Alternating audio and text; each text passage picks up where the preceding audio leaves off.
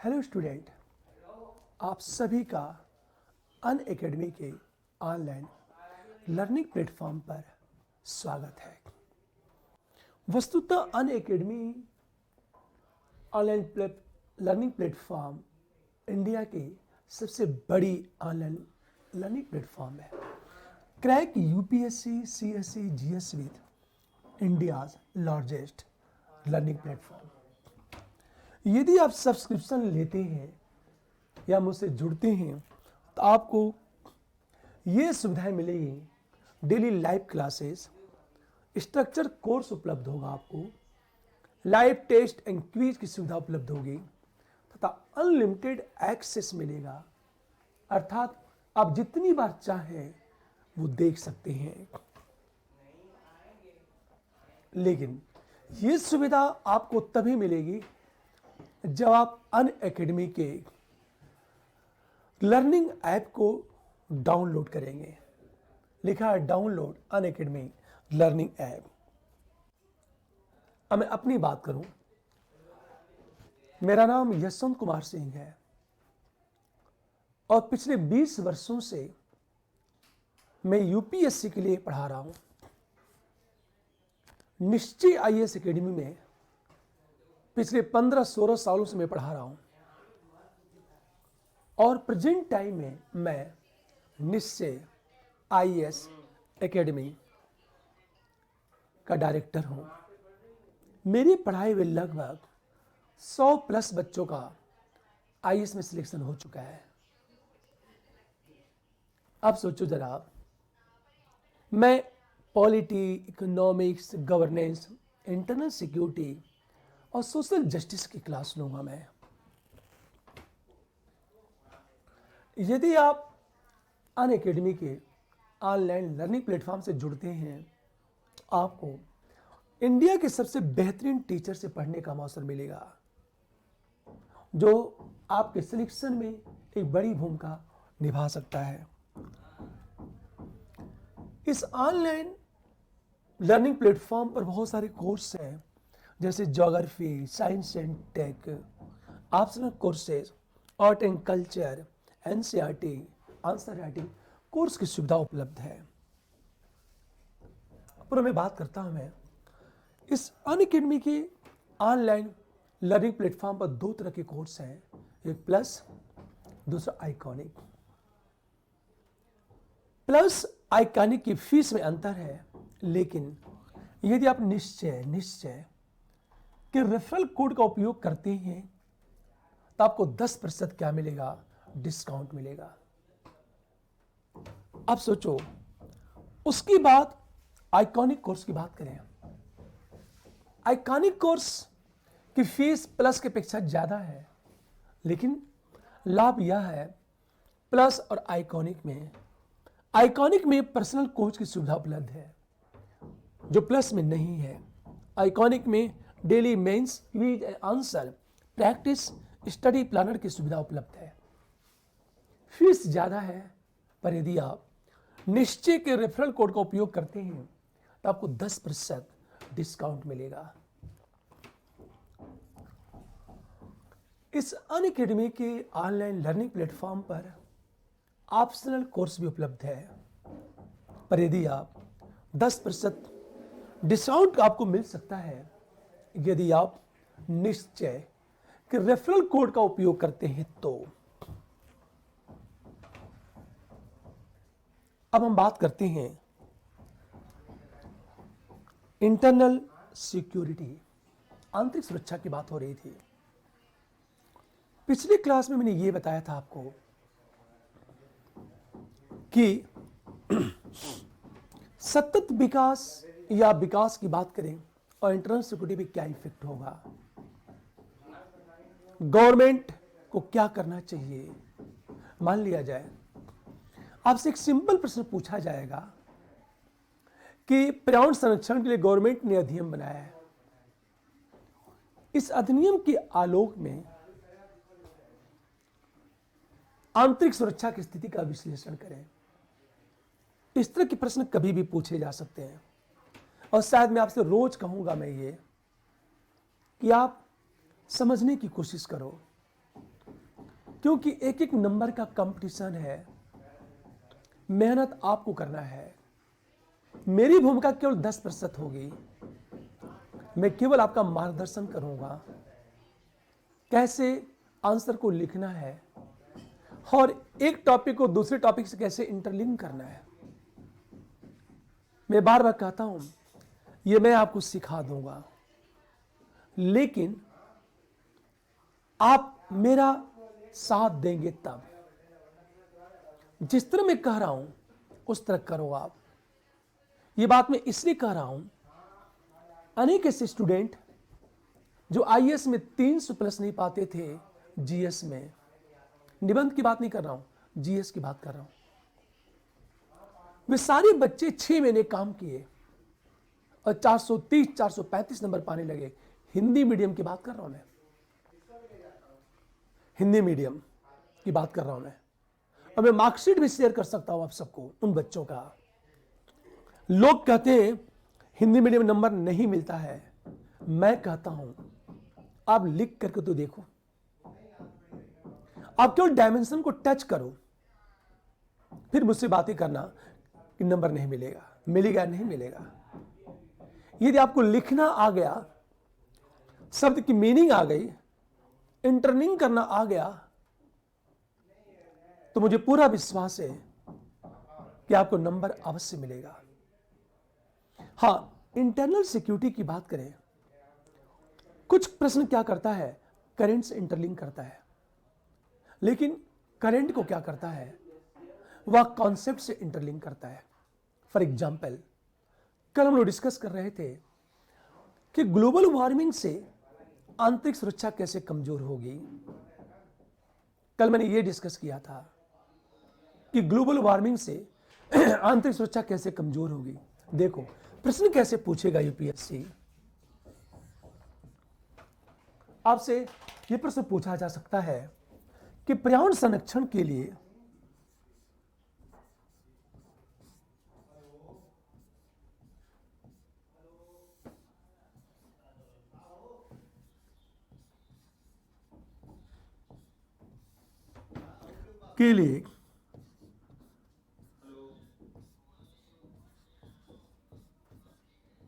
सरकार ने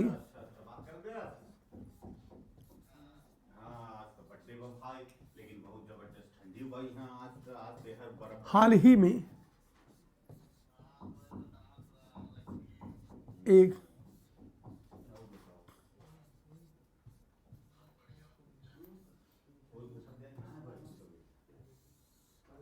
महत्वपूर्ण निर्णय लिया है।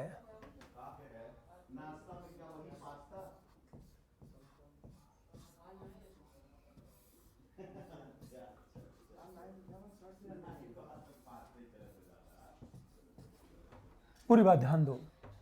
पर्यावरण संरक्षण के लिए सरकार ने हाल ही में एक महत्वपूर्ण निर्णय लिया है। अब जो भी निर्णय हो, इस कथन के आलोक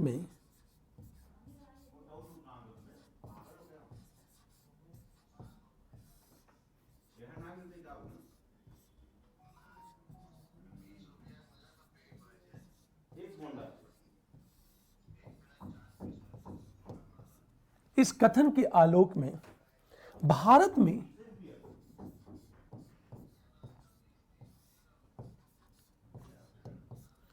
आंतरिक सुरक्षा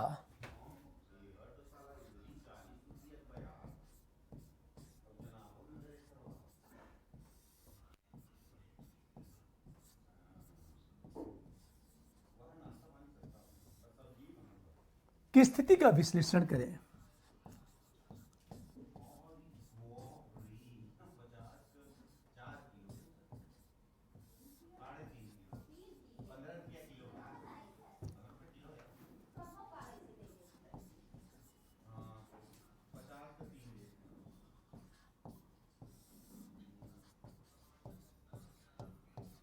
एक चीज सोचो जरा, इस प्रश्न को देखो आप।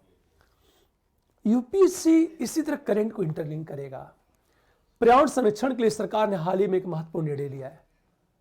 क्या निर्णय लिया है? जैसे मैंने ये कहा, इस कथन के आलोक में भारत में आंतरिक सुरक्षा की स्थिति का विश्लेषण करें। आपको करना क्या है, सिंपल चीज ये बताना है कि पर्यावरण संरक्षण के लिए सरकार ने क्या निर्णय लिया है। पहली बात ध्यान दो इस बात को कि पर्यावरण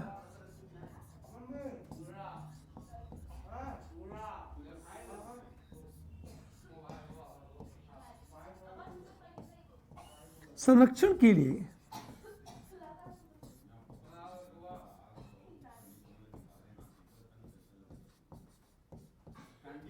सरकार द्वारा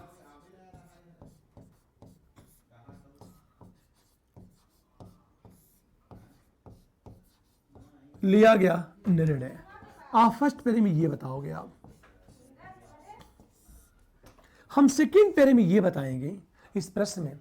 इस कथन के आलोक में प्रश्न को देखो आप, इस कथन के आलोक में भारत में आंतरिक सुरक्षा की स्थिति का विश्लेषण करें। अब सोचो आप, तो आंतरिक सुरक्षा की स्थिति का विश्लेषण करेंगे हम लोग। आंतरिक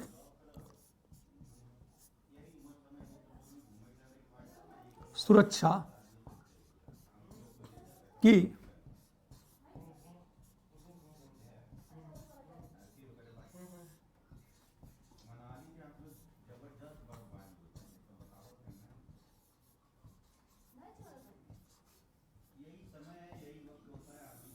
अब सोचो, ये हम विश्लेषण करेंगे, एनालिसिस करेंगे।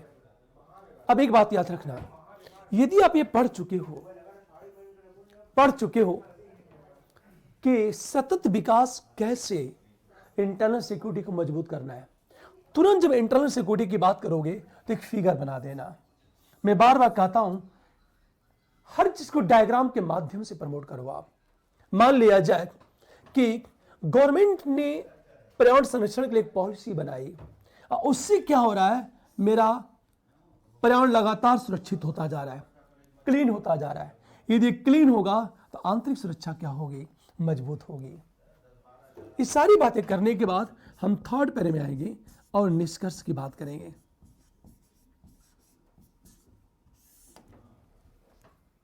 हमेशा ध्यान दो इस बात को। अभी मैं आपसे बार बार कहता हूं, बहुत ही बेसिक चीज समझा रहा हूं आपको, और इसको समझो आप।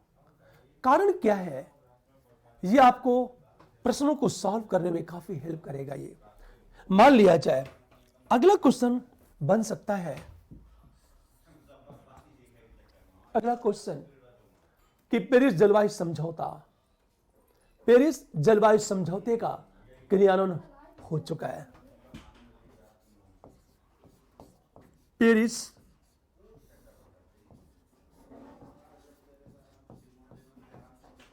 जलवायु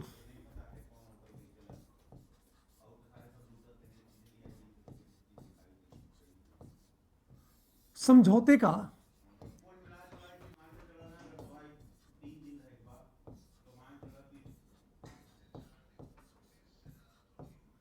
क्रियान्वयन हो चुका है।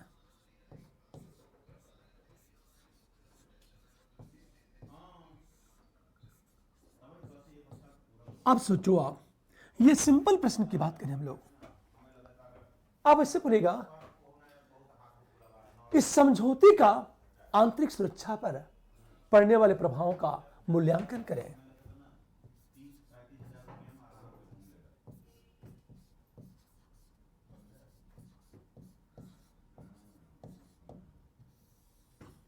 इस समझौते का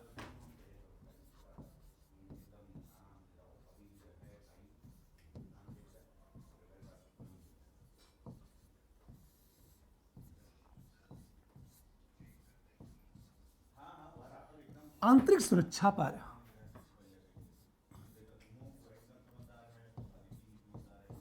पड़ने वाले प्रभाव की समीक्षा करें।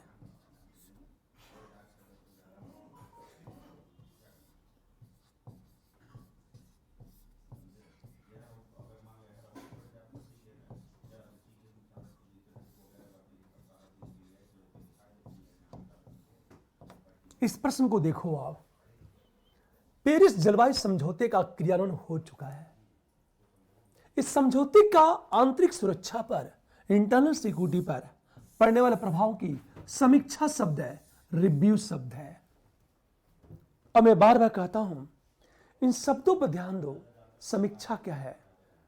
रिव्यू। एनालिसिस का मतलब क्या है? इवैल्यूएशन का मतलब, मूल्यांकन का मतलब क्या होता है? और यूपीएससी क्या करता है? इन्हीं प्रश्नों को पूछ रहा है। समीक्षा करें, मूल्यांकन करें, हम इसकी बात करेंगे।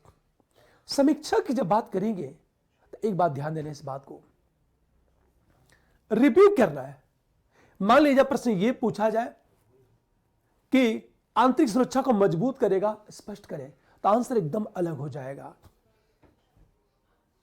हमेशा ध्यान दो इस बात को। लेकिन यदि प्रश्न यह पूछा गया कि आंतरिक सुरक्षा पर पड़ने वाले प्रभाव की समीक्षा करें, कल मैं बता चुका हूं कि सतत विकास कैसे इंटरनल सिक्योरिटी को मजबूत करेगा। हमने एसडीजी की बात की। अब सोचो, इसको मैं इंटरलिंक कर रहा हूं। मान लीजिए मैं थोड़ा सा हिंट करूंगा। एक बात याद रखना है कि ये शब्द है, ये समीक्षा शब्द है।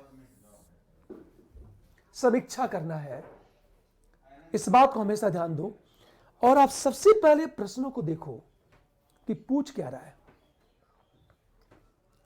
हो सकता है 2-4 दिन, 2-4 महीने लगेंगे, पर मेरी कोशिश क्या है, मैं जो टॉपिक पढ़ाऊंगा उस पर इतने सारे प्रश्नों को डिस्कस कर दूंगा, मैं डिस्कस कर दूंगा कि यूपीएससी कहीं से भी पूछेगा, आप करने में सक्षम रहोगे। यह बात हमेशा याद रखना है। जैसे इंटरनल सिक्योरिटी के क्लास लेते समय मेरी पूरी कोशिश होगी 100 से लेकर 150 प्रश्नों को मैं डिस्कस कर दूं। यदि मैंने 150 प्रश्न डिस्कस कर दिए तो मुझे नहीं लगता कि कुछ बचेगा। इस प्रश्न को देखो आप। मान लिया जाए कि पेरिस जलवायु समझौता की बात करेंगे। पेरिस जलवायु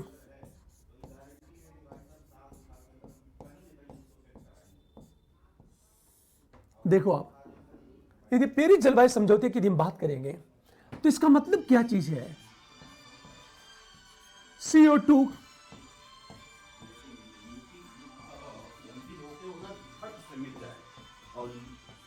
के उत्सर्जन में क्या होगी?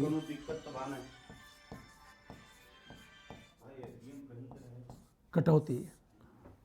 हमेशा ध्यान दो, यदि पेरिस जलवायु समझौते की बात करें तो CO2 को उत्सर्जन में कटौती करनी होगी। हम कटौती करेंगे। अब सोचो, जब कटौती करोगे तो 2 फायदा होगा। ग्लोबल वार्मिंग में कमी होगी,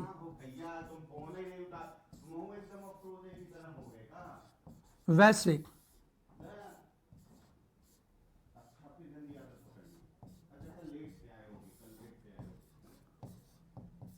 तापमान में कमी आएगी।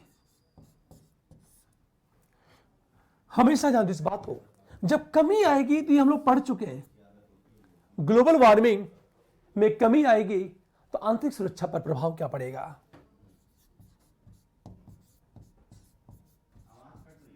आंतरिक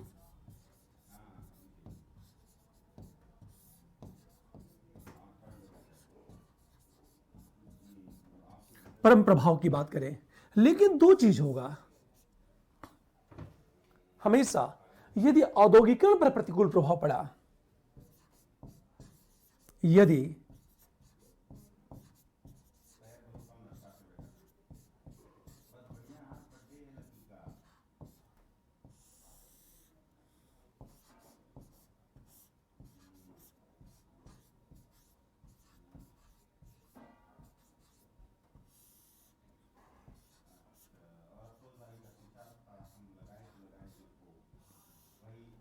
हमेशा ध्यान दें इस बात को।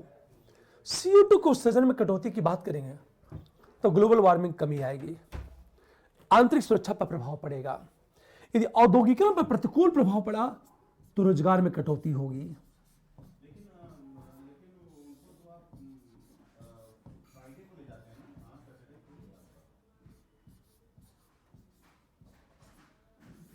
आज जब रोजगार में कटौती होगी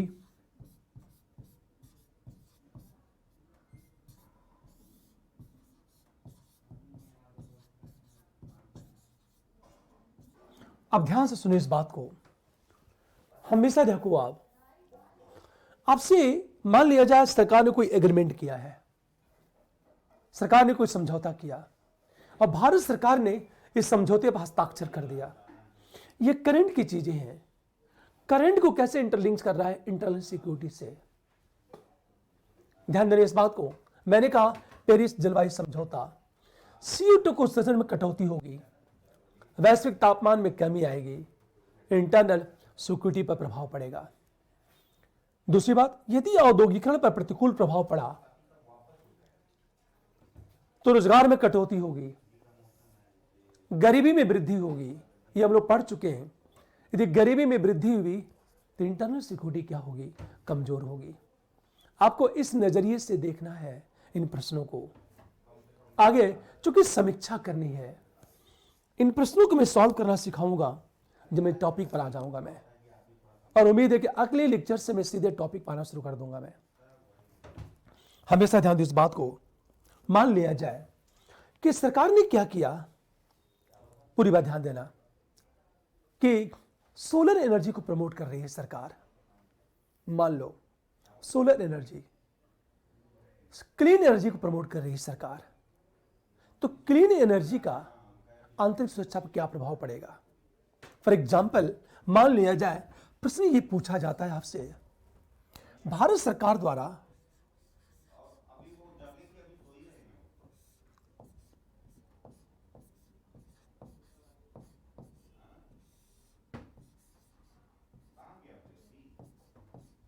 देखो आप, भारत सरकार द्वारा क्लीन एनर्जी को प्रमोट करने के लिए निम्नलिखित कदम उठाए गए।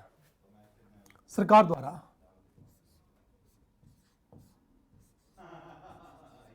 स्वच्छ ऊर्जा,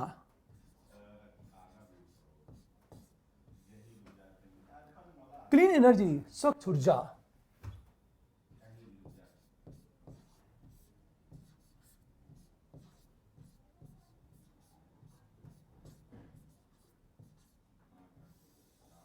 प्रोत्साहित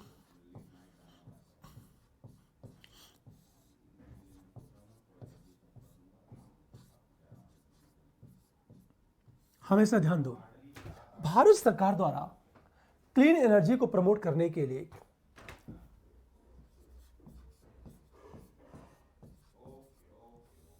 अनेक कदम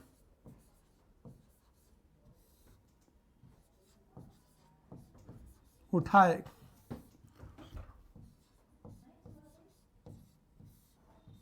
गए हैं। अब सोचो जरा, इन कदमों का आंतरिक सुरक्षा पर पड़ने वाले प्रभावों का परीक्षण करें।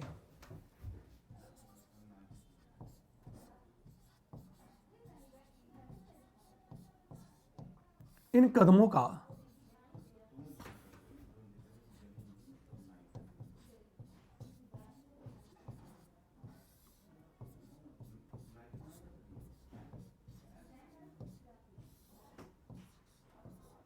आंतरिक सुरक्षा पर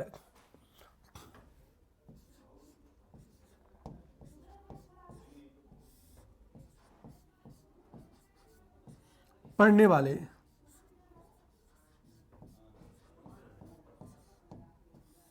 प्रभावों का परीक्षण करें।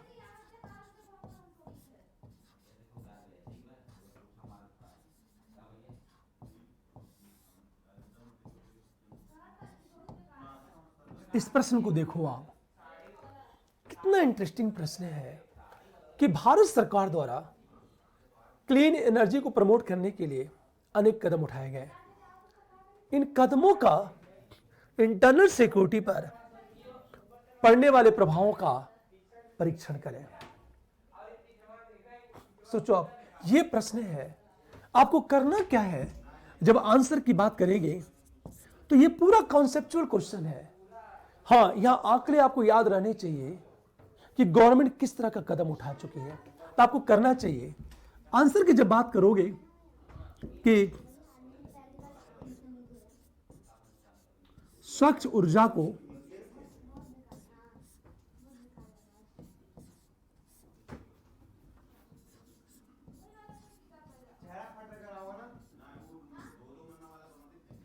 प्रोत्साहित करने के लिए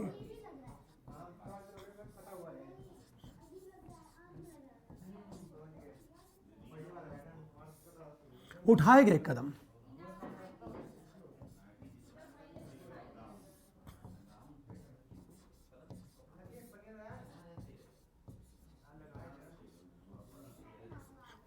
हमेशा ध्यान दो, क्लीन एनर्जी को प्रमोट करने के लिए उठाए गए कदम की बात करेंगे। जब कदमों की बात करोगे तो जो भी कदम करोगे, ए, बी और सी की बात करोगे आप। ये फर्स्ट पैरा। हम सेकंड पैरे की बात करेंगे तो स्वच्छ ऊर्जा, आंतरिक सुरक्षा पर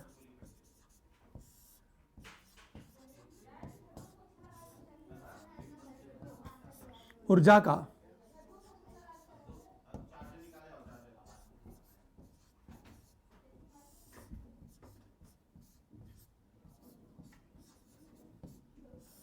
आप सोचो, आंतरिक सुरक्षा पर पड़ने वाला प्रभाव।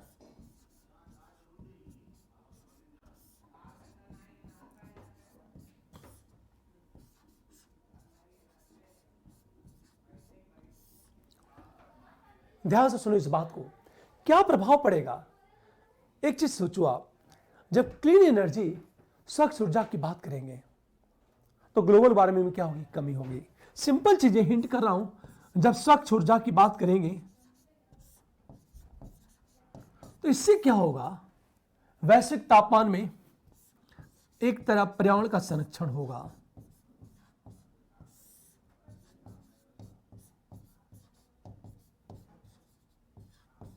दूसरी तरफ हमेशा ध्यान दो, वैश्विक तापमान में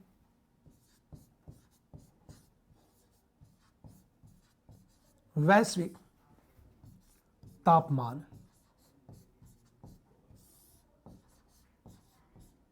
में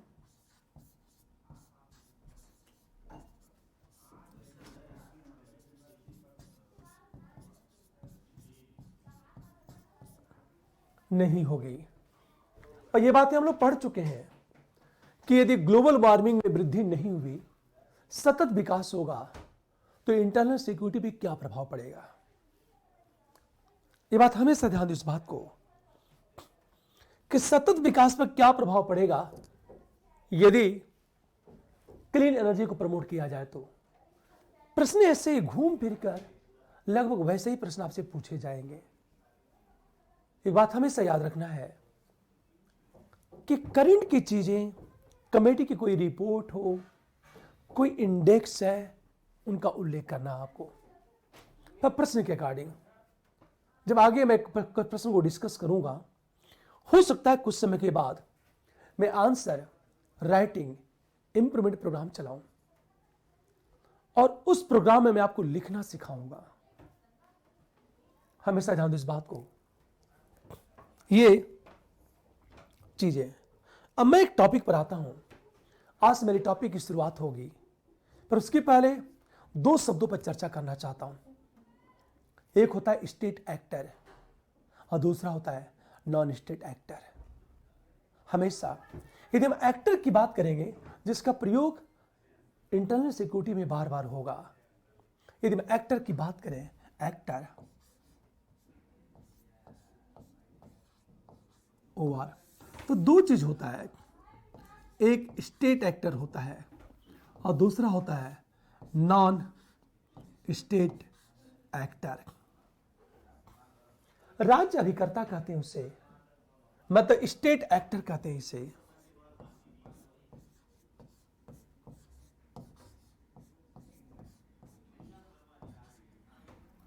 और इसे कहते हैं नॉन स्टेट एक्टर कहते हैं इसे।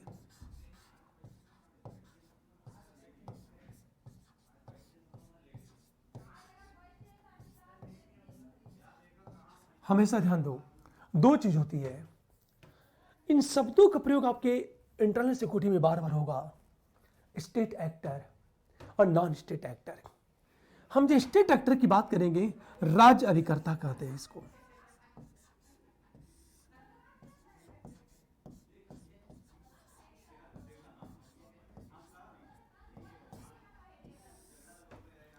और दूसरा है गैर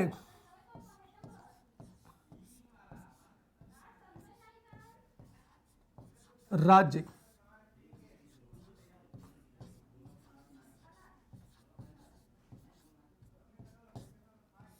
अभिकर्ता। एक होता है स्टेट एक्टर और दूसरा है नॉन स्टेट एक्टर। एक है राज्य अभिकर्ता और दूसरा है गैर राज्य अभिकर्ता। ये दो चीजें होती हैं। इसमें समानता इंडिया की बात करें, जितनी भी आईबी, सीबीआई, पुलिस प्रशासन,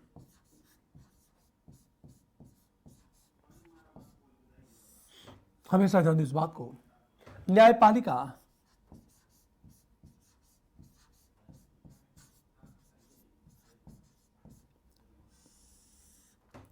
संवैधानिक जो संस्था है, राज्य के अभिकर्ता जो भी हो, मान लिया जाए सेना, रा, ये सब के सब स्टेट एक्टर कहलाते हैं। आपके सिलेबस में लिखा हुआ है कि आंतरिक सुरक्षा को बनाए रखने में नॉन स्टेट एक्टर और स्टेट एक्टर की क्या भूमिका होती है। स्टेट एक्टर में IB, intelligence bureau, CBI, central intelligence bureau, police प्रशासन, मतलब जुडिशरी, हमारी आर्मी, सेना और रा की बात करें, सेना में अच्छा अर्धसैनिक बल हो, अर्धसैनिक हम बल की भी बात करें, हम पुलिस की बात करें, ये सब के सब स्टेट एक्टर है।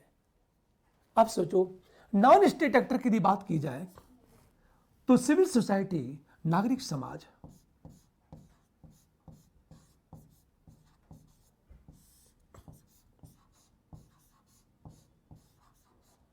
नागरिक समाज में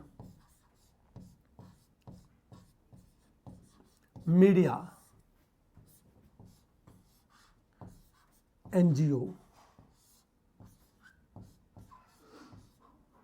हम सेल्फ हेल्प ग्रुप की बात करें या जितने भी वेलफेयर इंस्टीट्यूशन चल रहे हैं, राजनीतिक दल,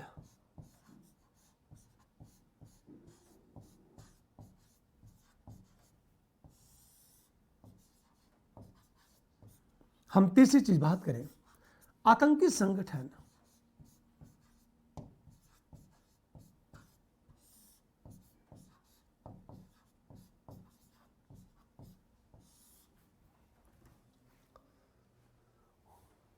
हमेशा जानो ये नॉन स्टेट एक्टर हैं। फिर से देखो आपके सिलेबस में क्यों ये लिखा हुआ है स्टेट एक्टर और नॉन स्टेट एक्टर। ये जो स्टेट एक्टर है इसमें राज्य अभिकर्ता, for example IB, CBI, police प्रशासन, जुडिशरी, सेना और रा है। एनएसए की बात करें नॉन स्टेट एक्टर, जिसमें सिविल सोसाइटी में मीडिया है, एनजीओ है, सेल्फ हेल्प ग्रुप है, पॉलिटिकल पार्टी है और आतंकी संगठन है। ये सब के सब नॉन स्टेट एक्टर में आते हैं। और ये कैसे इंटरनल सिक्योरिटी को कमजोर करते हैं। क्या किया जाए ताकि हमारी इंटरनल जो सिक्योरिटी है वो मजबूत हो जाए। इन बातों को हमेशा याद रखना है। स्टेट एक्टर कौन है और नॉन स्टेट एक्टर कौन है। यूपीएससी में बार बार कहता हूं कि आप लगातार यूपीएससी के प्रश्नों को देखो। आप बेसिक अधिकांश प्रश्न यूपीएससी करंट से जोड़कर पूछा है, लेकिन उसको कॉन्सेप्ट से क्या कर रहा है, वो इंटरलिंक कर रहा है वो। और आपका जो कॉन्सेप्ट है क्लियर होना चाहिए। देखो आप थोड़ा समय इसे एंजॉय करते हैं हम लोग। पॉलिटिकल पार्टी हो चाहे आतंकी संगठन हो, सिविल सोसाइटी हो, media, NGO, self help group, NSA की बात करें हम लोग। अब सोचो आप इसमें सबसे पहले बात करते हैं मीडिया। ये इंटरनल सिक्योरिटी को कैसे प्रभावित करती है। फिर हम बात करेंगे एनजीओ, फिर बात करेंगे सेल्फ हेल्प ग्रुप। इनकी भूमिका क्या होती है, पॉलिटिकल पार्टी किस तरह आंतरिक सुरक्षा को मजबूत करती है या इंटरनल सिक्योरिटी को कमजोर करती है। हमेशा ध्यान दो इस बात को। जैसे मैंने ये कहा, मीडिया, हम जब मीडिया की बात करते हैं, मीडिया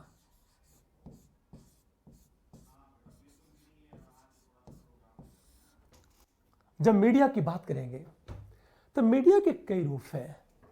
ध्यान दो इस बात को। सबसे पहले बात करते हैं इलेक्ट्रॉनिक मीडिया, प्रिंट मीडिया और सोशल मीडिया।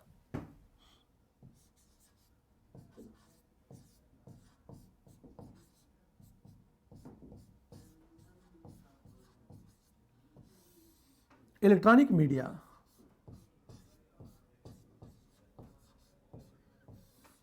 प्रिंट मीडिया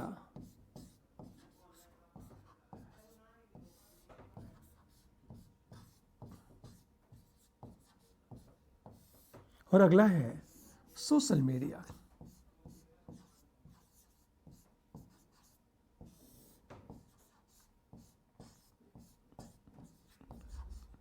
हमेशा ध्यान दो, हम जब मीडिया की बात करेंगे तो इलेक्ट्रॉनिक मीडिया, प्रिंट मीडिया और सोशल मीडिया की बात करेंगे।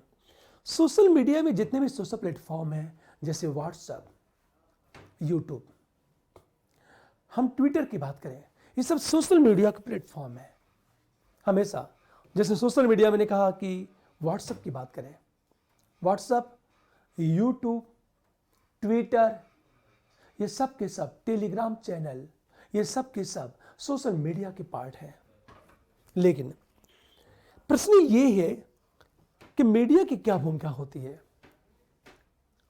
हम किस आधार पर कह सकते हैं कि किसी देश की मीडिया किसी देश के इंटरनल सिक्योरिटी पर प्रतिकूल प्रभाव डाल सकती है। हम किस आधार पर कहेंगे, ये जानने से पहले हम ये ध्यान दें कि जब हम मीडिया की बात करते हैं तो कहा जाता है मीडिया लोकतंत्र का चौथा स्तंभ है, ये डेमोक्रेसी का चौथा स्तंभ है। पहले मीडिया को समझेंगे कि जितनी मीडिया के रूप में ये क्या भूमिका निभा रही है, उसके बाद मजा आएगा। देखो आप, यदि मीडिया की बात करते हैं तो ये कहा जाता है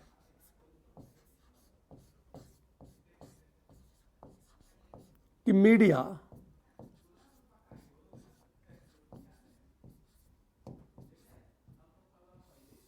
लोकतंत्र का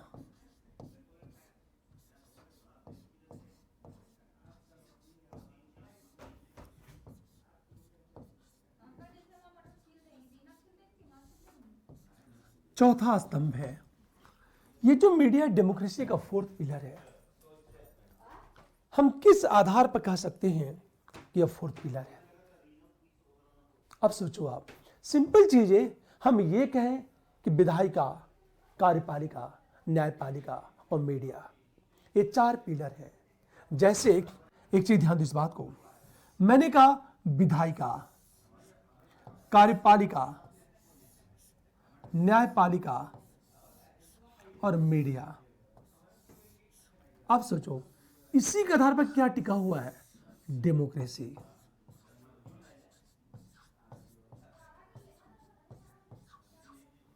लोकतंत्र टिका हुआ है। ये चार पिलर हैं। मैंने कहा विधायिका,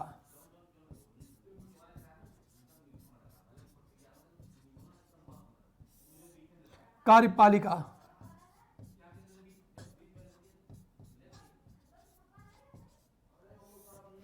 न्यायपालिका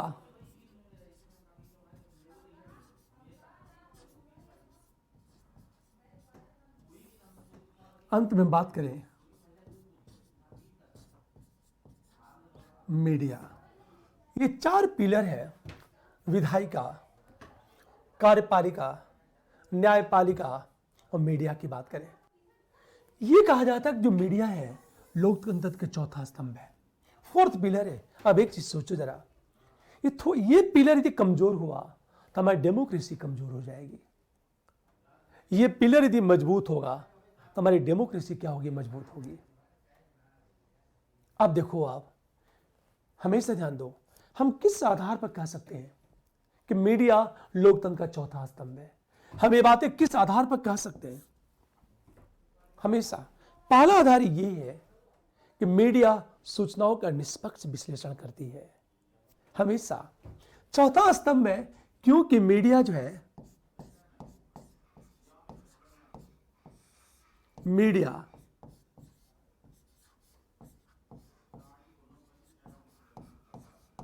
सूचनाओं का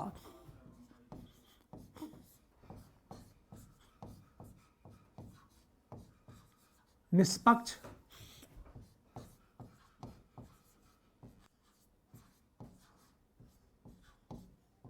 हमेशा निष्पक्ष विश्लेषण करती है।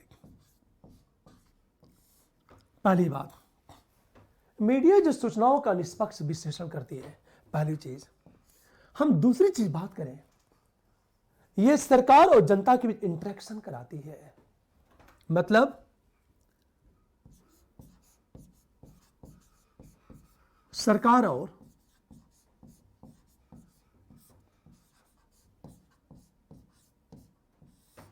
जनता के बीच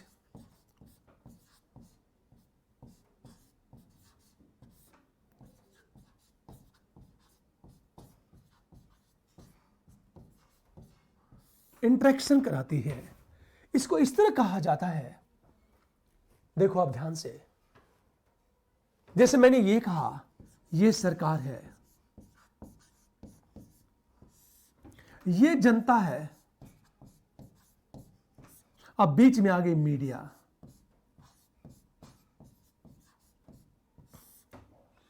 ये मीडिया करती क्या है? मीडिया करती क्या है? सरकार की सूचना इसके पास जाती है, अब मीडिया इस सूचना को जनता के पास पहुंचा देती है।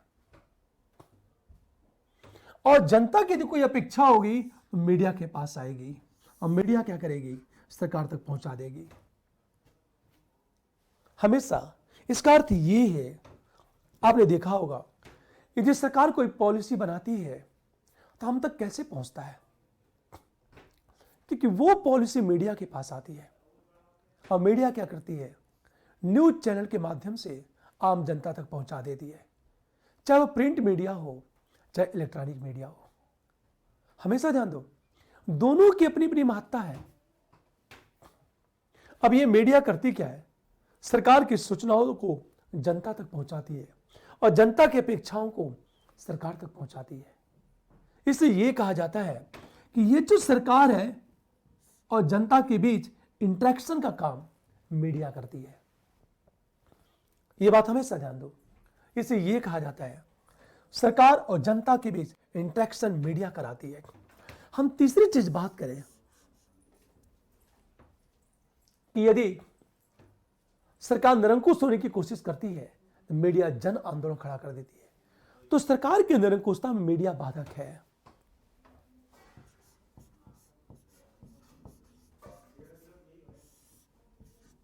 कि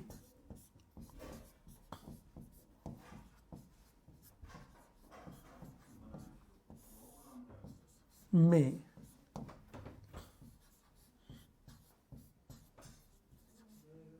मीडिया बाधक बन जाती है।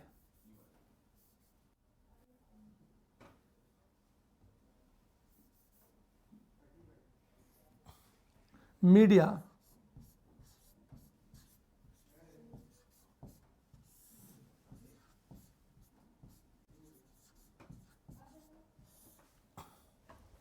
हमेशा ध्यान दो इस बात को। यदि प्रश्न ये पूछा जाए कि मीडिया लोकतंत्र का, डेमोक्रेसी का फोर्थ पिलर है, आप ये कैसे कह सकते हो? तो ध्यान दो, मीडिया क्या करती है? सूचनाओं का निष्पक्ष विश्लेषण करती है। मीडिया करती क्या है? सरकार और जनता के बीच इंटरेक्शन बढ़ाती है। और मीडिया करती क्या है? सरकार के निरंकुशता में मीडिया बाधक बन जाती है। अर्थात यदि सरकार निरंकुश बनने की कोशिश करती है तो मीडिया एक जन आंदोलन खड़ा कर देती है। और जब मीडिया एक जन आंदोलन खड़ा करती है तो लोग सरकार के विरोध में खड़े हो जाते हैं। इसलिए यह कहा जाता है कि यह जो मीडिया है यह डेमोक्रेसी का फोर्थ पिलर है। हमेशा ध्यान दो इस बात को। कई बार क्या होता है, ये सरकार और जनता के बीच इंटरेक्शन करती है। अगली चीज निरंकुशता की बात कर रहे हैं हम लोग, पर दुर्भाग्य ये है कि मीडिया मैनेज होती है। मैनेज मीडिया का मतलब क्या है, हमेशा जान दो। हम मैनेज मीडिया की बात क्यों करते हैं? क्या मीडिया को मैनेज होना चाहिए या नहीं होना चाहिए, ये इशू उठ गया। तो ध्यान से ना, मीडिया के मैनेज होने का अर्थ क्या है कि सरकार मीडिया को रेगुलेट करने लगे। यदि मीडिया मैनेज होगी तो सूचनाओं का सही विश्लेषण नहीं हो पाएगा हमेशा। और मीडिया क्या करेगी, सरकार की गलत नीतियों को भी सही नीतियों के रूप में प्रचारित करेगी, और कई बार सरकार के पक्ष में एक जनमत तैयार कर देती है मीडिया, क्योंकि मीडिया प्रचार के माध्यम से ब्रेन वॉश कर देती है। यह काम है मीडिया का। पर यदि यदि मीडिया मैनेज होती है, यदि मीडिया मैनेज होती है,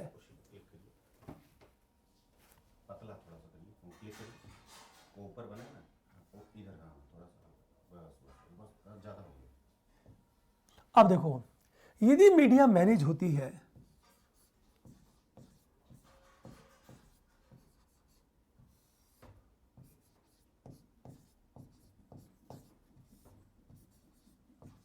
हमेशा ध्यान दो इस बात को, यदि मीडिया मैनेज होती है तो उसका परिणाम क्या होगा। हम ये बातें करें, इसे ध्यान से समझो इस बात को, मीडिया के मैनेज होने का प्रभाव क्या होगा। सिंपल चीजें, यदि मीडिया मैनेज होगी तो सूचनाओं का क्या होगा।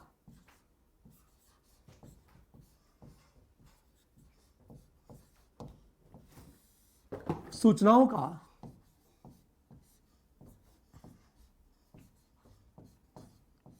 सही विश्लेषण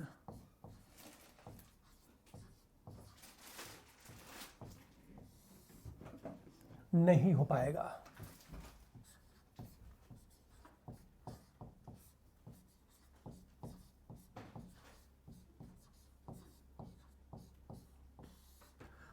हमेशा ध्यान दो इस बात को। हम दूसरी चीज बात करें, सरकार की गलत नीतियों को सही नीति के रूप में प्रचारित करना। सरकार की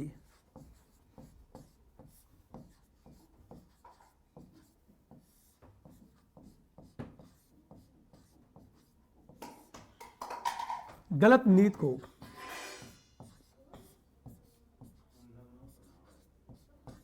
सही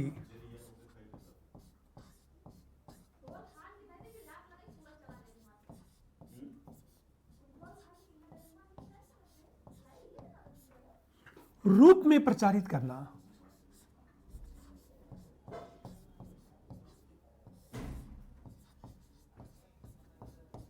हमेशा कई बार क्या होता है कि मीडिया यदि मैनेज होती है तो सरकार की केवल अच्छाइयों को दिखाएगी।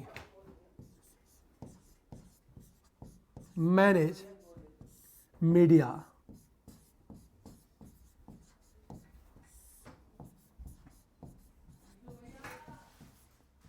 सरकार की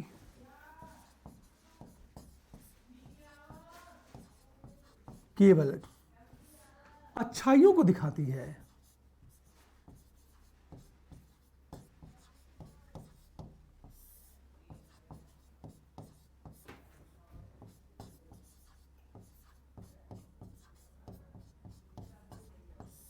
हमेशा ध्यान दो इस बात को, कमियों को नहीं दिखाएगी।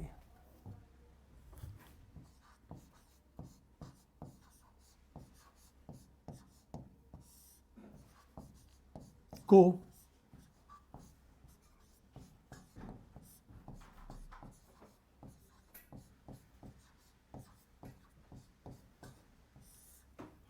ये बात हमेशा ध्यान दो इस बात को, अंत में देखा जाए मैनेज मीडिया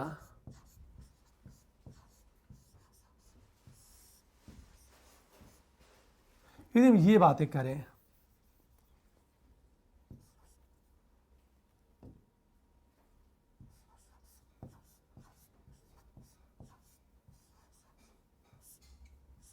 मैनेज मीडिया सरकार के निरंकुशता में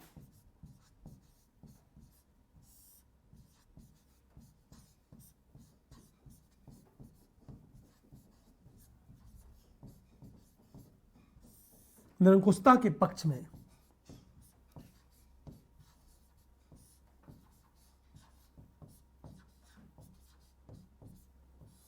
प्रचार करेगी। हमेशा ध्यान दें इस बात को।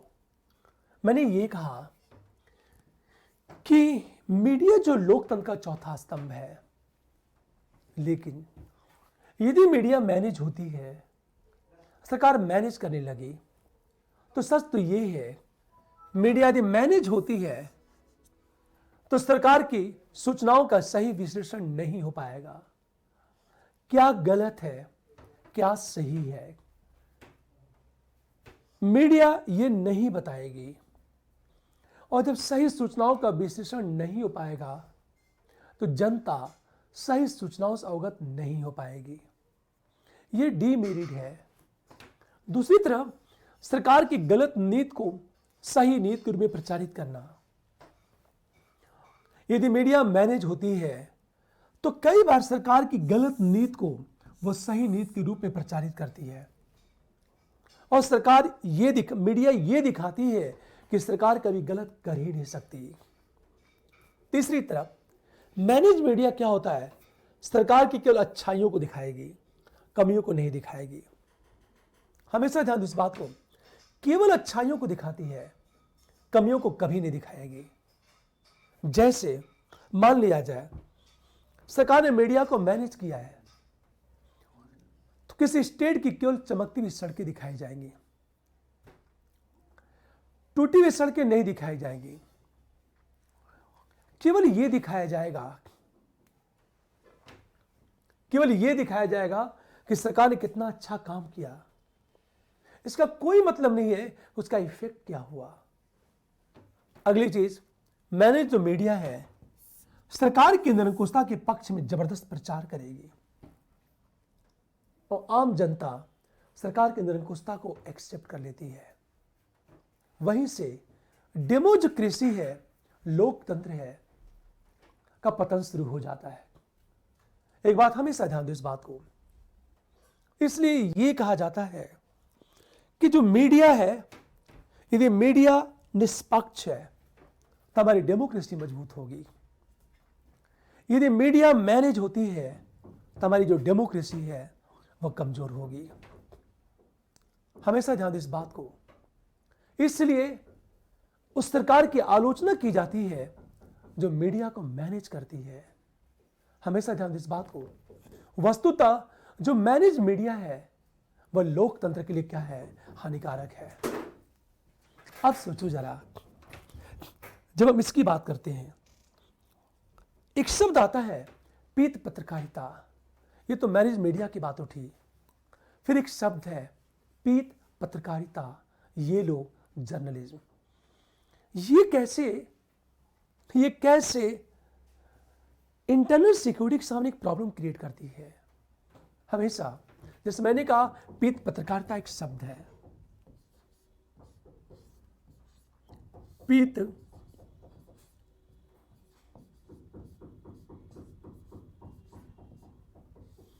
हम पीत पत्रकारिता की बात करें, हमेशा ध्यान दें इस बात को। पीत पत्रकारिता की बात करें, इसका मतलब यह है सूचनाओं को तोड़ मरोड़ कर प्रस्तुत करना,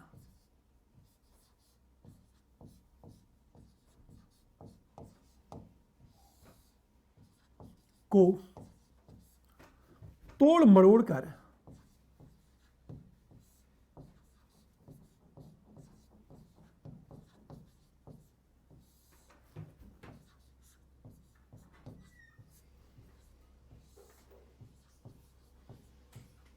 प्रस्तुत करना।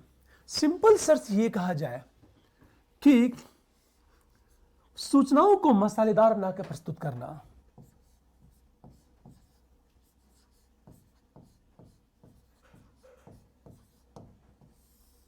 सूचनाओं को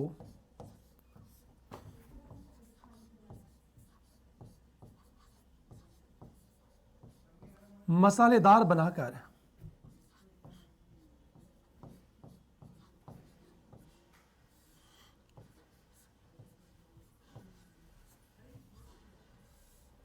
प्रस्तुत करना। हमेशा इसे कहते हैं पीठ पत्रकारिता, इसे कहते हैं ये लोग जर्नलिज्म।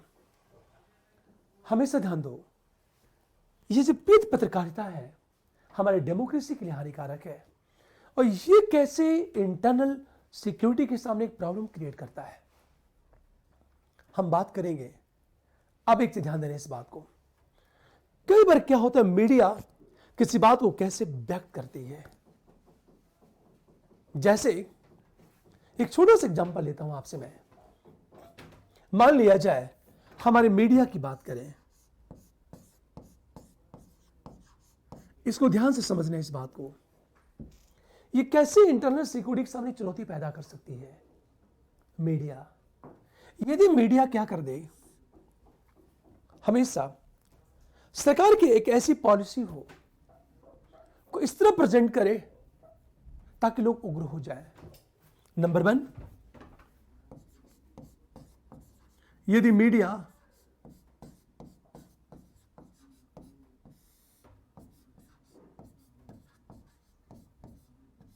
सरकार के कदम को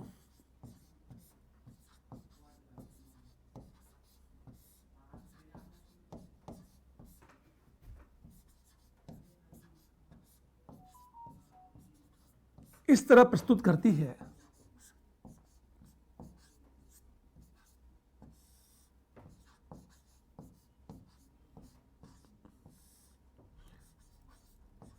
हमेशा ध्यान दो, यदि मीडिया सरकार के कदम को इस तरह प्रस्तुत करती है जिससे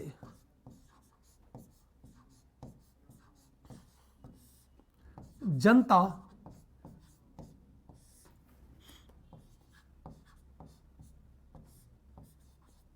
उग्र हो जाए,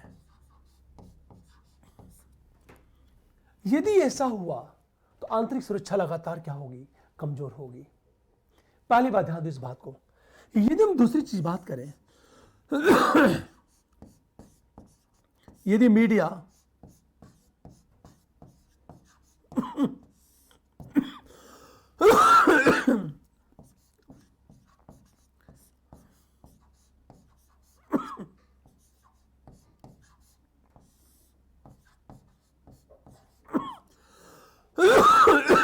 एक समुदाय को लक्षित करके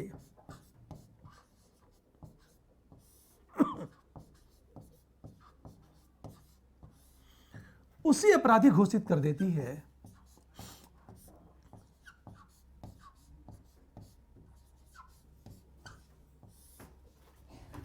अपराधी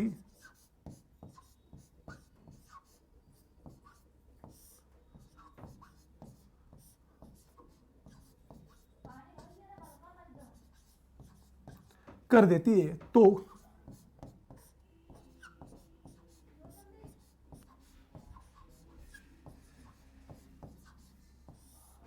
उस समुदाय के अंदर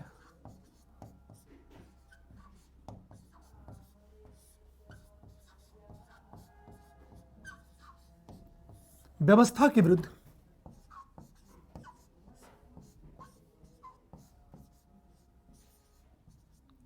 आक्रोश पैदा होगा।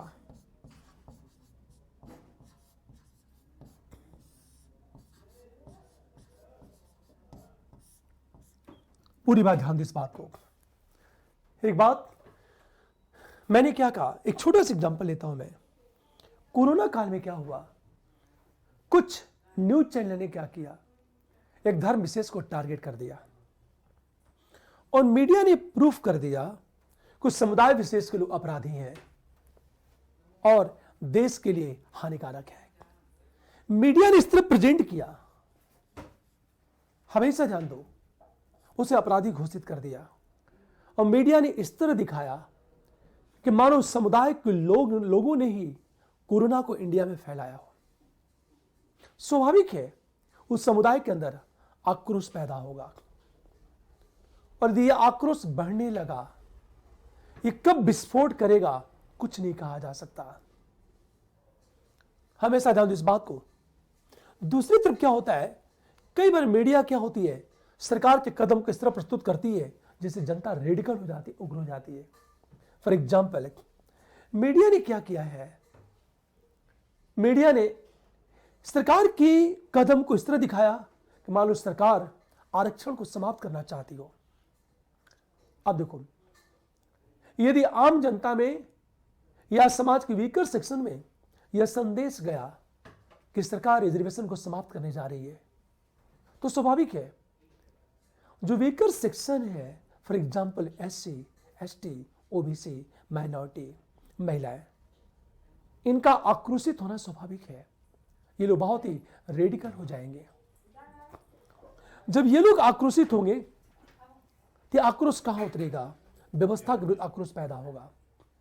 और जब व्यवस्था के विरुद्ध आक्रोश पैदा होगा तो स्वाभाविक है यह आक्रोश जब विस्फोट करता है ना, तो हिंसक आंदोलन जन्म लेता है।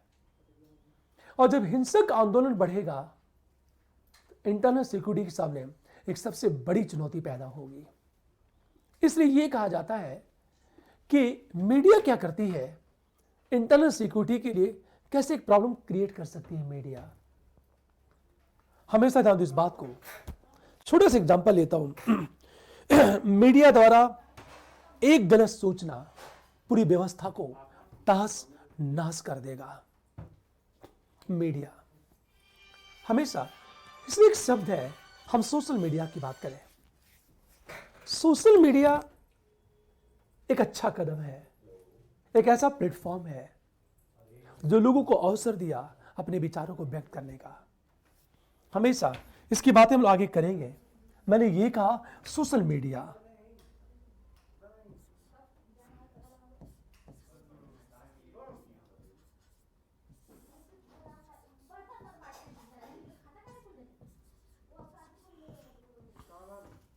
हमेशा ध्यान दें इस बात को।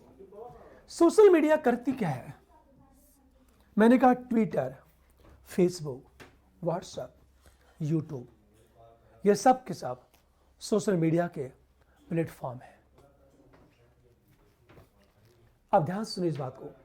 मैंने कहा ट्विटर, व्हाट्सएप, फेसबुक, यूट्यूब, ये सब के सब सोशल मीडिया के प्लेटफॉर्म है।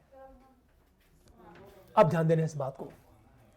यदि हम सोशल मीडिया की बात करें तो सोशल मीडिया एक बेहतरीन प्लेटफॉर्म है, एक ऐसा प्लेटफॉर्म है जहां लोग अपने विचारों को खुलकर व्यक्त करते हैं। ऐसा मंच है जहां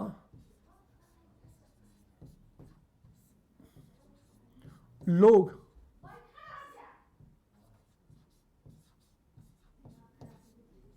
अपने विचारों को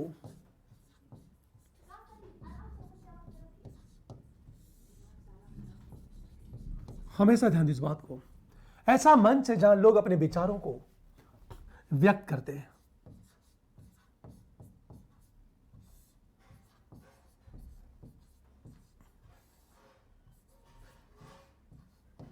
इसका अर्थ क्या है, यह जो प्लेटफॉर्म है लोगों की अभिव्यक्ति की स्वतंत्रता को प्रमोट करता है। जैसे किसी ने 2 मिनट का क्लिप बनाया और यूट्यूब पर डाल दिया। हमेशा ध्यान दीजिए इस बात को। वो अलग चीजें इथिकल है या अनइथिकल है, नैतिक या अनैतिक है। हम इसका मतलब यह है कि सोशल मीडिया ने क्या किया, अभिव्यक्ति की स्वतंत्रता को प्रमोट किया है। हमेशा इसका मतलब यह है कि इसने क्या किया,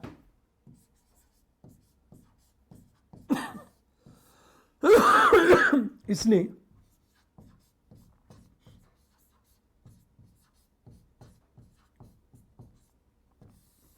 अभिव्यक्त की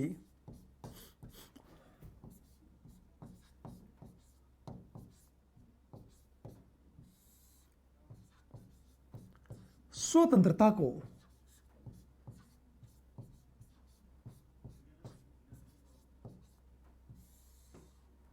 प्रोत्साहित करता है। हमेशा ये जो सोशल मीडिया है फ्रीडम ऑफ एक्सप्रेशन को प्रमोट करता है। ये हम ये कहें कि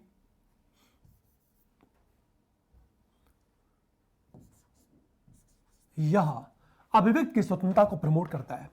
हम तीसरी चीज बात करें, किसी विषय पर डिबेट होता है, विचार विमर्श होता है, हमेशा ध्यान दो, और लोग एक दूसरे के विचारों से परिचित होते हैं।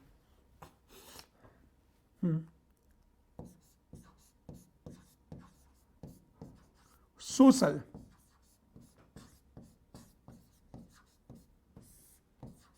मीडिया पर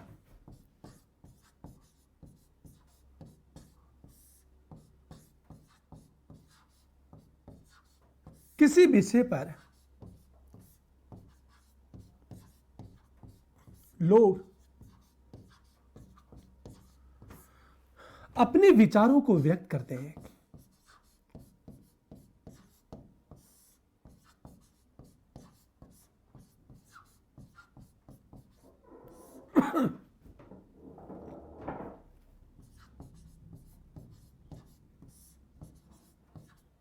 जिससे उस विषय की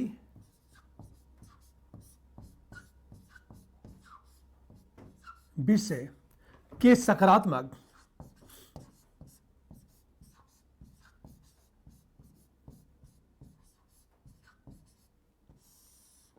एवं नकारात्मक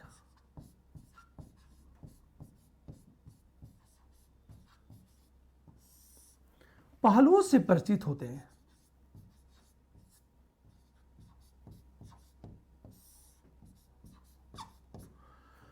परिचय होता है।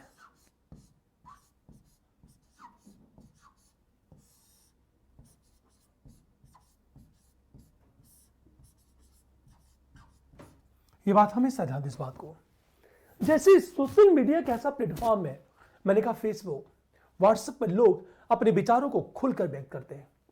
उसके पॉजिटिव पक्ष क्या है और नेगेटिव पक्ष क्या है, यह पता चलता है। हम हमेशा ध्यान दो, जब पॉजिटिव पक्ष और नेगेटिव पक्ष की बात करें, जब यह पता चलेगा तो आम जनता को क्या होता है, इसका लाभ होता है। हम सोशल तीसरी चीज बात करें कि ये सोशल मीडिया क्या होता है, एक तरह से लोगों को पार्टिसिपेट कराया, तंत्र में सहभागी बनने का अवसर देता है। यह तंत्र में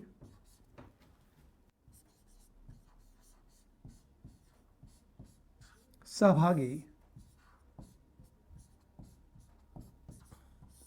बनने का अवसर देता है।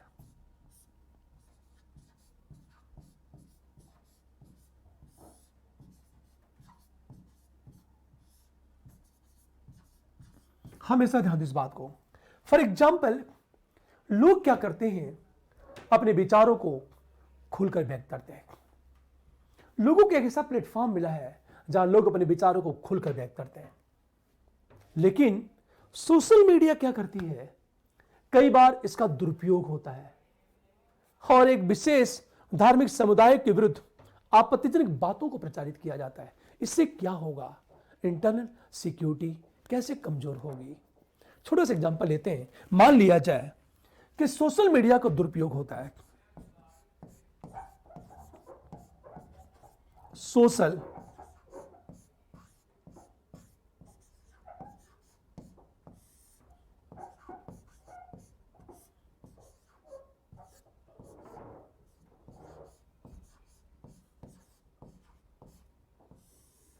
ये बात हमेशा ध्यान दें इस बात को। यदि सोशल मीडिया का दुरुपयोग होगा तो क्या होगा। सोशल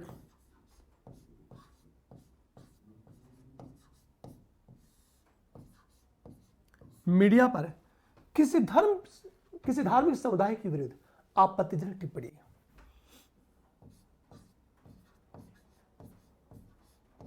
किसी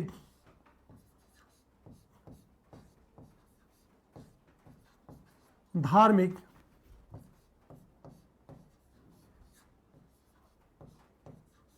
समुदाय के विरुद्ध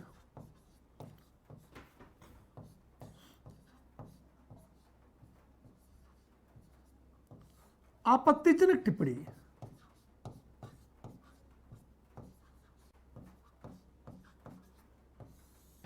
हमेशा ध्यान दो इस बात को।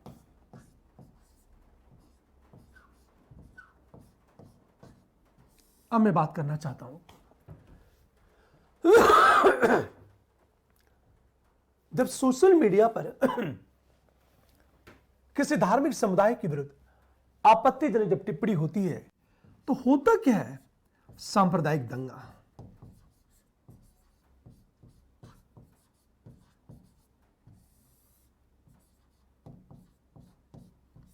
जब सांप्रदायिक दंगा शुरू होता है तो आंतरिक सुरक्षा कमजोर,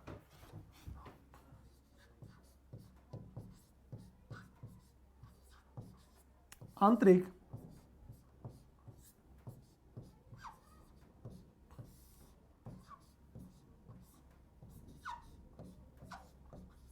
हम चोट की बात करें, इसको इस तरह समझो आप, मान लिया जाए किसी ने सोशल मीडिया पर एक न्यूज डाल दिया तो कुछ लोगों ने फला मस्जिद में सुअर का मांस फेंक दिए, सोचो आप। या किसी ने क्या किया, गाय को काटते हुए तस्वीर खींचा और सोशल मीडिया पर लोड कर दिया उसने। या कुछ लोग हिंदू मंदिरों को तोड़ रहे हैं, या सोशल मीडिया में यह न्यूज फैली, अफवाह फैली कि एक तरह से यह कहा जाए, बड़ी चीज सोशल मीडिया पर है कि कुछ लोगों ने कुरान को फाड़ कर जला दिया।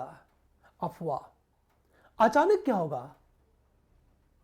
उस धार्मिक समुदाय के लोग उग्र हो जाएंगे, सांप्रदायिक दंगे होंगे, और जब सांप्रदायिक दंगे होंगे तो आंतरिक सुरक्षा पर चोट पहुंचेगी। कई बार क्या होता है, फेक न्यूज को प्रमोशन,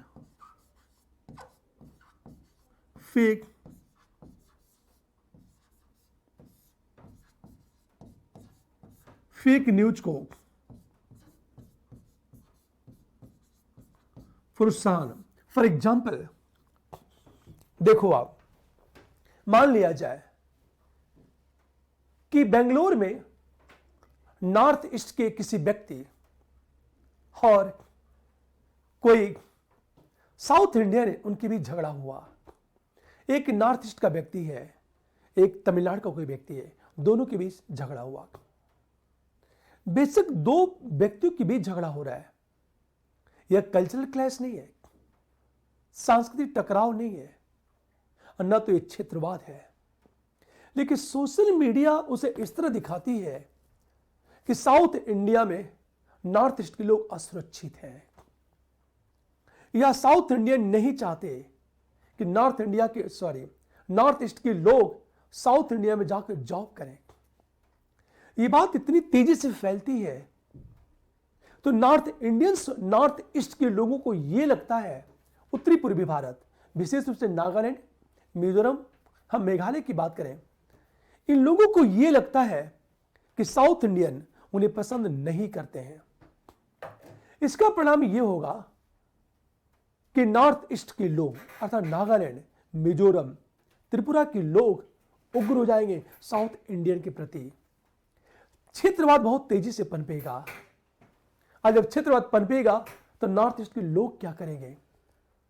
साउथ इंडियन के प्रति आक्रोशित होंगे, वो व्यवस्था पर चोट करेंगे, हमारी आंतरिक सुरक्षा क्या होगी? कमजोर होगी।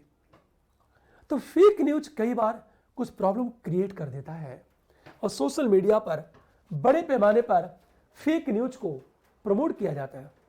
कुछ लोग क्या करते हैं, उसे शेयर करते हैं, उसे लाइक करते हैं। वो यह जानने की कोशिश नहीं करते कि जो न्यूज देख रहे हैं वो कितना सत्य है, वो प्रामाणिक है या फिर नहीं है। हमेशा ध्यान इस बात को। कई बार क्या होता है, सोशल मीडिया की यदि बात की जाए, कई बार क्या होता है कि सोशल मीडिया पर क्षेत्रीय मुद्दों को बहुत तेजी से उठाया जाता है।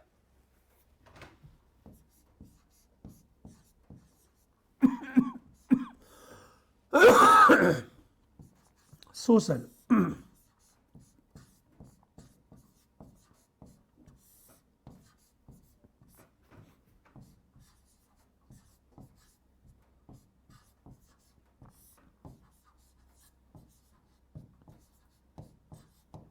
क्षेत्रीय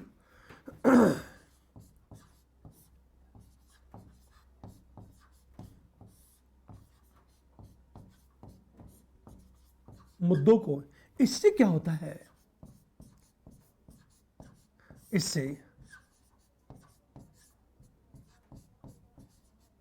क्षेत्रवाद को प्रोत्साहन मिलता है।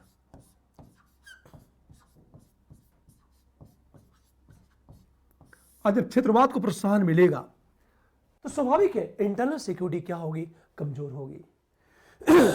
इसका मतलब ध्यान दो इस बात को, यदि सोशल मीडिया सकारात्मक भूमिका निभाए तो इंटरनल सिक्योरिटी मजबूत होगी। यदि सोशल मीडिया नकारात्मक भूमिका निभाए तो इंटरनल सिक्योरिटी क्या होगी, कमजोर होगी। एक बात हमेशा ध्यान दो, जैसे मैंने ये कहा कि दो चीज होगी, यदि सोशल मीडिया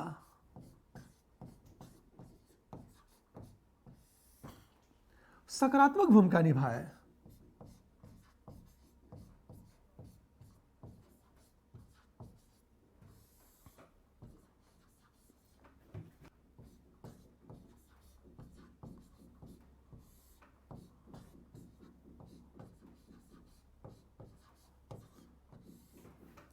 आंतरिक सुरक्षा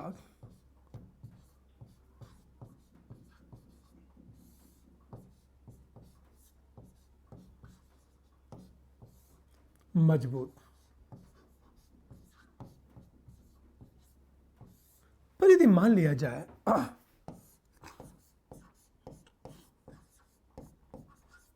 सोशल मीडिया नकारात्मक भूमिका निभाए, हमेशा ध्यान दो, यदि नकारात्मक भूमिका निभाए तो आंतरिक सुरक्षा क्या होगी, कमजोर होगी।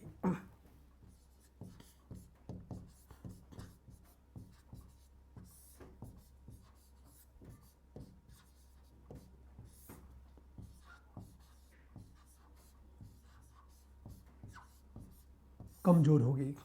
प्रश्न ये है कि सोशल मीडिया किस तरह की भूमिका निभा रही है, सकारात्मक या फिर नकारात्मक। इस बात को हमेशा ध्यान दो कि कई बार आगे हम लोग टॉपिक का अध्ययन करेंगे, अभी तो केवल मैं आपको शब्द की मीनिंग बता रहा हूं कि किस तरह आपको सोचना होगा। हमेशा ध्यान दो इस बात को। अब एक प्रश्न, एनजीओ कैसे इंटरनल सिक्योरिटी को मजबूत करती है। यदि हम बात करें एनजीओ की, जैसे मान लिया जाए नॉन गवर्नमेंट ऑर्गेनाइजेशन की बात करें हम लोग, ये भी सिविल सोसाइटी का एक पार्ट है एनजीओ। इंटरनल सिक्योरिटी कैसे मजबूत होगी इस एनजीओ के कारण। नॉन गवर्नमेंट ऑर्गेनाइजेशन, गैर सरकारी संगठन की बात करें हम लोग, हमेशा ध्यान दो, यदि एनजीओ की बात करें तो एनजीओ करती क्या है, हमेशा ध्यान की बात को, जन कल्याणकारी योजनाओं का संचालन करती है। जन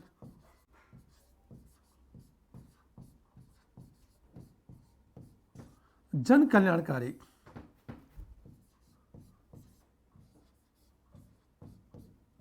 योजना का संचालन करती है।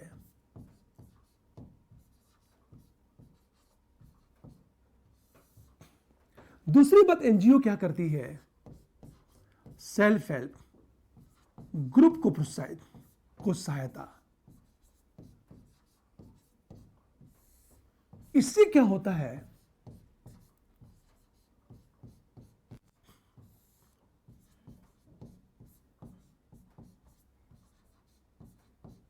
रोजगार का सृजन होता है। हमेशा ध्यान दें इस बात को। एक तरफ एनजीओ वेलफेयर स्कीम को ऑपरेट करती है, दूसरी तरफ सेल्फ हेल्प ग्रुप स्वयं सहायता समूह को सहायता करती है। इससे क्या होगा, रोजगार का सृजन होता है, जॉब क्रिएट होती है।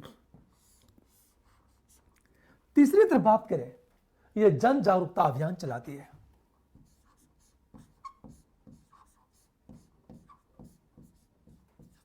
जन जागरूकता अभियान। अगली चीज देखो आप, ये करती क्या है एनजीओ, कि वीकर सेक्शन की सुरक्षा के लिए सुप्रीम कोर्ट में याचिका दाखिल करती है। वंचित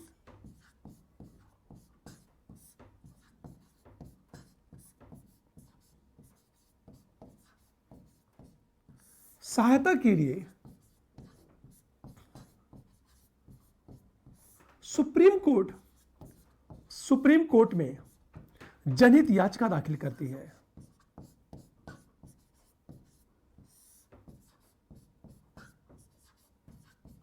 याचिका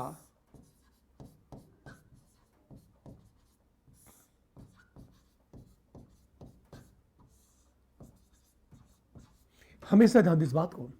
अगली चीज हम बात करें, जैसे एक छोटा सा एग्जांपल लेता हूं, महिलाएं वीकर सेक्शंस में आती हैं।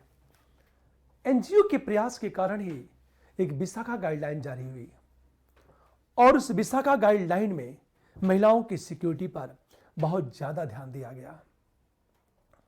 हमेशा ध्यान दो इस बात को। तो जो वीकर सेक्शन है उनकी सहायता के लिए सुप्रीम कोर्ट में क्या करती है यार, यह जनहित याचिका दाखिल करती है। मैंने क्या कहा, यह सेल्फ हेल्प ग्रुप को सहायता, रोजगार का सृजन होता है, यह जन कल्याणकारी योजना का संचालन करती है, या जन जागरूकता अभियान चलाती है। वीकर सेक्शन की सहायता के लिए सुप्रीम कोर्ट में यह जनहित याचिका दाखिल करती है। विशाखा हम गाइडलाइन की बात करें, और सबसे बड़ी चीज तो ये है कि जो एनजीओ है यह सरकार पर प्रेशर क्रिएट करती है ताकि सहायता कार्यक्रम का विस्तार हो।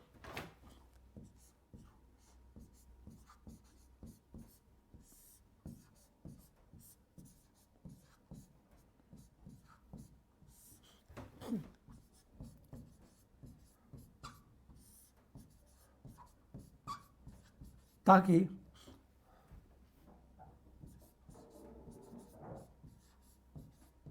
सहायता कार्यक्रम का विस्तार हो।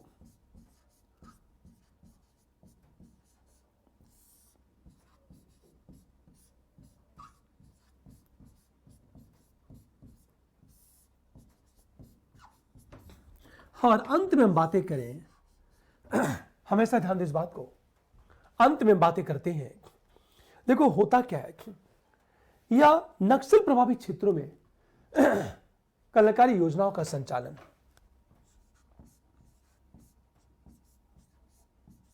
नक्सल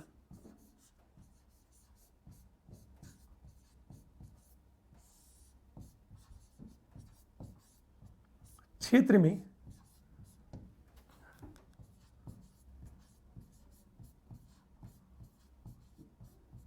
कल्याणकारी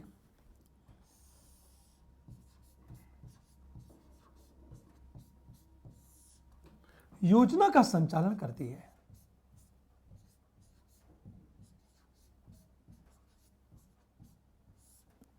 एक बात हमेशा ध्यान दें इस बात को, यह काम एनजीओ करती है।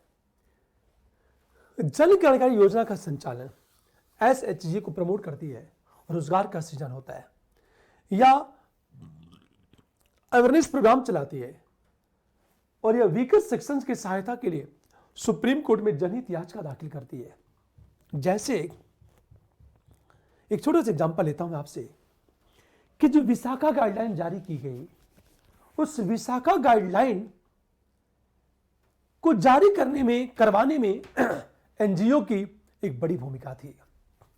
अगला देखो आप, यह सरकार पर दबाव डालते ताकि सहायता कार्यक्रम का विस्तार हो, नक्सल प्रभावित क्षेत्र में कल्याणकारी योजना का संचालन करती है। इसका क्या प्रभाव पड़ता है? हमेशा इसका प्रभाव क्या होता है? जन कल्याण।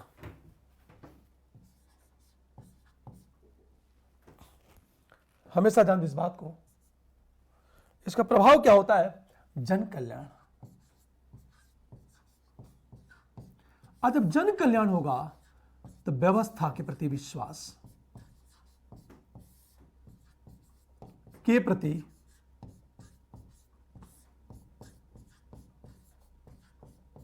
विश्वास, और जब विश्वास बढ़ेगा तो कानून का पालन। अब ध्यान देना इस बात को।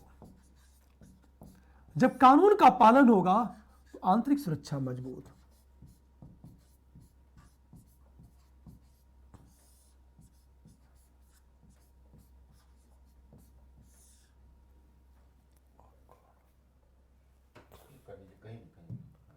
आंतरिक सुरक्षा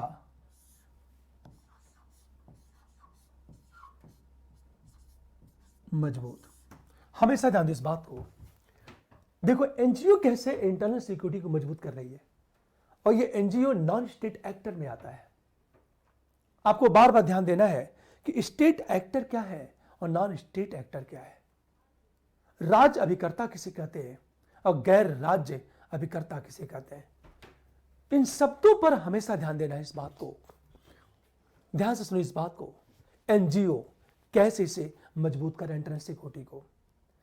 एक छोटा सा एग्जांपल लेता हूं। मिजोरम एक ऐसा राज्य है, मिजोरम, जहां समझौते में एनजीओ की बड़ी भूमिका थी।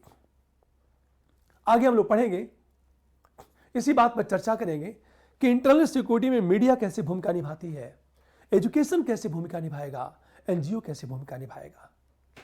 ये नॉन स्टेट एक्टर, मेरा उद्देश्य बस ये था आपको ये समझाना कि स्टेट एक्टर क्या है और नॉन स्टेट एक्टर क्या है। अब हम बात करते हैं, सीधे टॉपिक पर आते हैं। आपका पहला टॉपिक है आतंकवाद। हमेशा आतंकवाद, नक्सलवाद, बम उग्रवाद की हम बात करें, आतंकवाद की बात करें हम लोग, आपका टॉपिक की शुरुआत अब होगी आतंकवाद।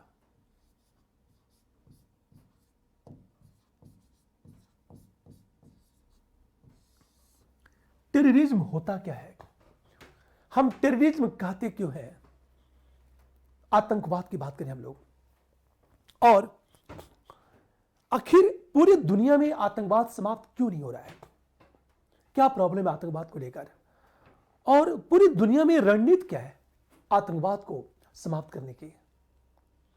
उसके बाद बात करेंगे कश्मीर में आतंकवाद, नॉर्थ ईस्ट में आतंकवाद, और पूरी दुनिया में कौन कौन से आतंकी संगठन अत्यधिक सक्रिय हैं। फिर हम बात करेंगे आखिर परिभाषा को लेकर इतना डिबेट क्यों है, दुनिया के कुछ देश आतंकवाद की परिभाषा पर आम सहमत के लिए क्यों नहीं तैयार है, क्या प्रॉब्लम है। पुनः प्रश्न यह उठा कि आतंकवाद वाद है या नहीं है। थीज्म कहते किसे हैं, जैसे मैंने कहा आइडियलिज्म, फासिज्म, नक्सलिज्म, वाद कहते किसे हैं। हमेशा उसके बाद आतंकवाद की बात करेंगे। यदि हम वाद की बात करें, वाद जैसे उदारवाद, बाजारवाद, पूरी बात ध्यान दें इस बात को। वाद का मतलब होता है, हम उसे वाद कहते हैं जहां एक व्यवस्थित दर्शन हो, सिस्टमेटिक फिलॉसफी हो, उसका एक निर्धारित लक्ष्य हो, उस लक्ष्य को पाने के लिए एक निश्चित कार्यक्रम की बात की जाए, उसे कहते हैं वाद। प्रश्न यह है आतंकवाद, इसे हम वाद कहेंगे कि नहीं कहेंगे। मैंने क्या कहा, नक्सलवाद एक वाद है, किंतु आतंकवाद को वाद नहीं कहा जाता है। हम आतंकवाद को वाद क्यों नहीं कहते हैं और नक्सलवाद को हम वाद क्यों कहते हैं, क्या होना चाहिए और क्या नहीं होना चाहिए, जिसकी बात हम लोग अगले क्लास में करेंगे। हमेशा ध्यान देना इस बात को। पुनः कहता हूं मैं, यदि मेरी वीडियो अच्छी लगे तो आप लाइक करो, शेयर करो और सब्सक्राइब करो, क्योंकि आपका एक एक लाइक, एक एक शेयर मेरे मनोबल को क्या करेगा, बढ़ाएगा। फिर मैं कहता हूं, दावा करता हूं, जो भी टॉपिक मैं पढ़ाऊंगा आपको समझा दूंगा। अभी तो मैं अब तक जितनी भी मैंने क्लासें ली है तो टर्मिनोलॉजी पे ली है, शब्द की मीनिंग पे ली है मैंने, कि चीजों के इंटरलिंक कैसे किया जाए। अब मैं टॉपिक पर आऊंगा। इसलिए आपसे मैं बार बार कहता हूं, वीडियो अच्छी लगे तो लाइक करो और शेयर करो, ताकि मेरा भी मनोबल बढ़े, मैं लगातार आपके लिए अच्छा प्रयास करता रहूं। यदि आप सब्सक्रिप्शन को परचेज करते हो तो निश्चय के रेफरल कोड का उपयोग करो। इस रेफरल कोड का यह फायदा होगा कि आपको 10% डिस्काउंट मिलेगा। हमेशा ध्यान देना इस बात को, ठीक है? Thank you.